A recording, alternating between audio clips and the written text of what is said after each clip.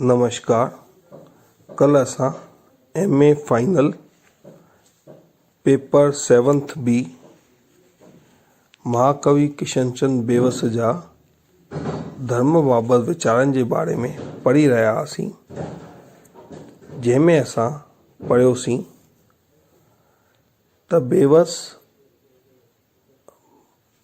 पाखंड खे बिल्कुलु न मञींदो हो। हू पूजा पाठ करे, विर्त उपवास रखी ऐं पोइ खोटा कम अगरि कजनि त उन्हनि में विश्वास न रखंदो हो ऐं उन्हनि खे ॾेखाव मञींदो हो। हू हिकु गृहस्थ हो, कॾहिं घेरू कपिड़ा कोन पाईंदो हो, आदर्शी गृहस्थ हो।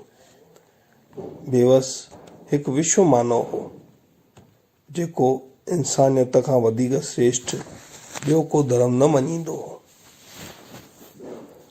बेवस सभिनी सां मोहबत में विश्वास रखंदो हो। हू धर्म जाति जे भेदभावनि खे कोन मञींदो हो। शाहूकारनि खे हमेशा कोसींदो रहंदो हो ऐं उन्हनि खे चवंदो हो त तव्हां ग़रीबनि जो खून न पियो, न त को वक़्तु अहिड़ो ईंदो जो ग़रीब तव्हांजो खून पीअंदा। बेवस जोग, जप तप ऐं शरीर खे कष्ट ॾेई सिकाइण जे ख़िलाफ़ हो।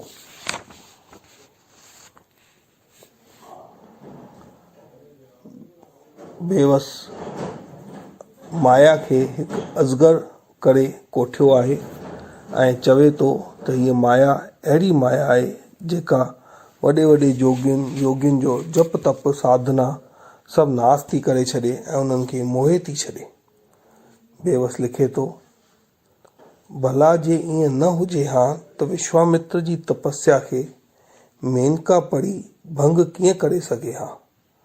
विश्वामित्र ऐं पंहिंजे मेलाप सां पैदा थियल बालकीअ शकुंतला खे जॾहिं मेनका सुंदरी गोद में खणी विश्वामित्र अॻियां अची थी बीहे, तॾहिं विश्वामित्र जे मन में पछताव जूं लहरूं उथनि थियूं।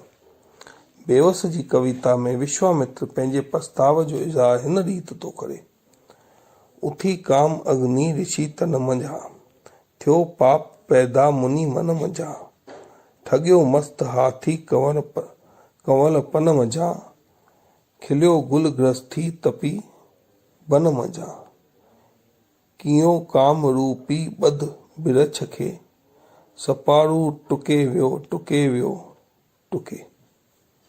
माया जो जादू ॾाढो प्रबल आहे, ख़ासि करे तॾहिं जॾहिं उहो जादू कामनीअ जी तिरछी नज़र बणिजी अचे।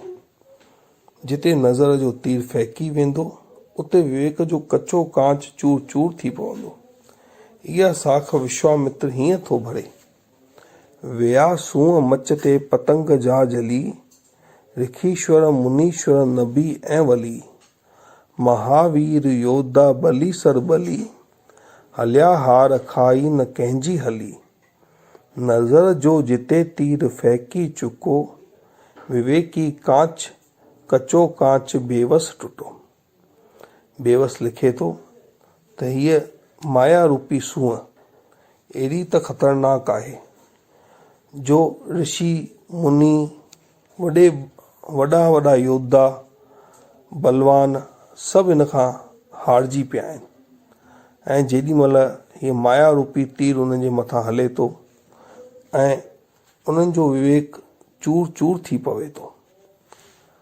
अॻियां लिखे थो, मोहिणी माया जी शक्ति अथाह आहे, हूअ जिते किथे पहुची वञे थी।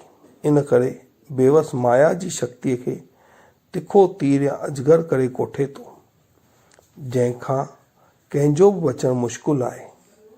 साॻे वक़्तु हीउ संसार, हीअ माया मालिक जी महामौज जो इज़हार आहे।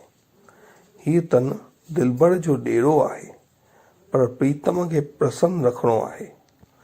दिलबर खे दुखी न करणो आहे। तन दुखी त दिलबर दुखी। हर चीज़ में जो आशिको आहे उहो हू पाण परमात्मा ई आहे। बेवस जो मञणु आहे त तन खे कष्ट ॾेई को बि कमु न करणो आहे, छो हिन तन में परमात्मा जो वास आहे। ऐं चए थो अगरि तन दुखी आहे त परमात्मा बि दुखी थींदो। लिखे थो बणी हर चीज में चश्को करे हैरान हिर खाइण, अजाइब ऐश दुनिया खां मिठा मोशो वरी छाजो। बेवस हिकु हंधि त माया खे अजगर करे कोठे थो, ॿिए हंधि चए थो त ही सभु भॻवान जी मौज जो इज़हार आहे। अर्थात भॻवान ही जेको कुझु थिए थो, ही जेकी माया रची रही आहे ऐं माया जे करे जेको कुझु थी रहियो आहे उहो भॻवान जी इच्छा जे अनुसार ई थी रहियो आहे। बेवस जो चवणु आहे त इंसान हर रोज़ ॿियनि खे मरंदो ॾिसे थो, पर तॾहिं बि पंहिंजे मौत बाबति वीचार ई नथो करे। हू आस पुठियां आस जूं इमारतूं अॾींदो रहे थो। हर रोज़ जश्न जलसा थींदा ई रहनि था। ईअं छो? इन जो जवाबु बेवस ॾिए थो, मौत जी मौजूदगीअ में जश्न थियनि जलसा जुलूस, कीन लेखे थो अंदर वारो अकाली काल खे। बेवस जो नज़रियो उहो ई आहे जो टैगोर जो आहे, जो उपनिषदनि जो आहे।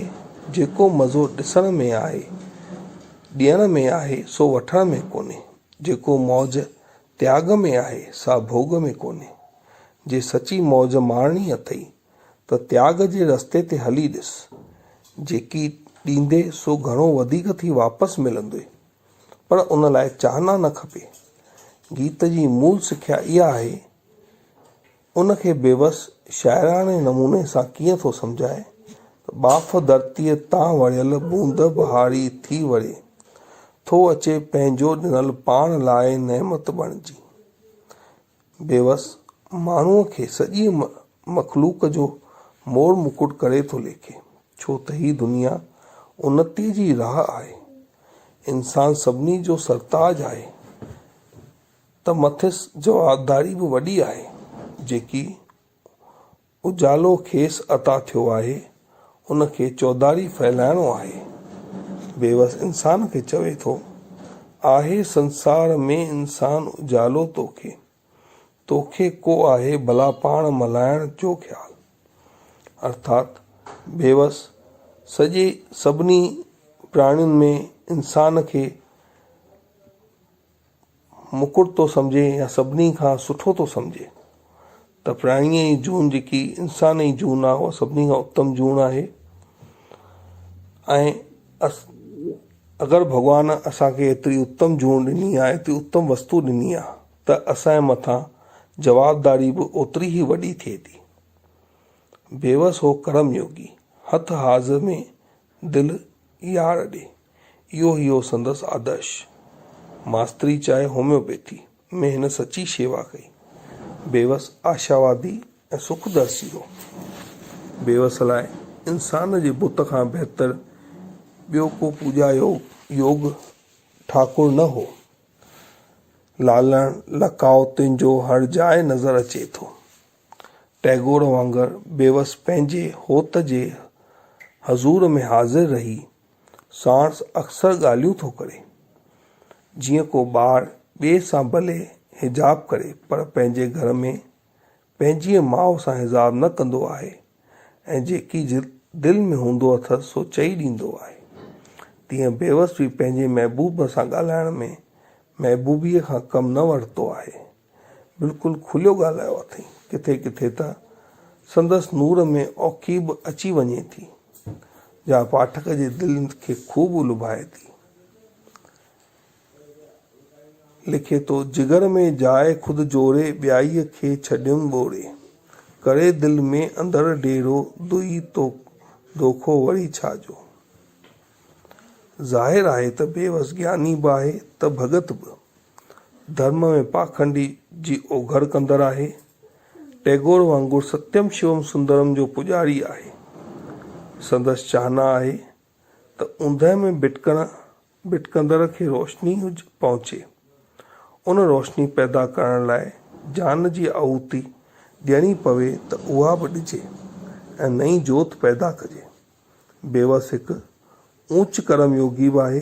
निष्काम कर्म ई संदसि गुरु आहे।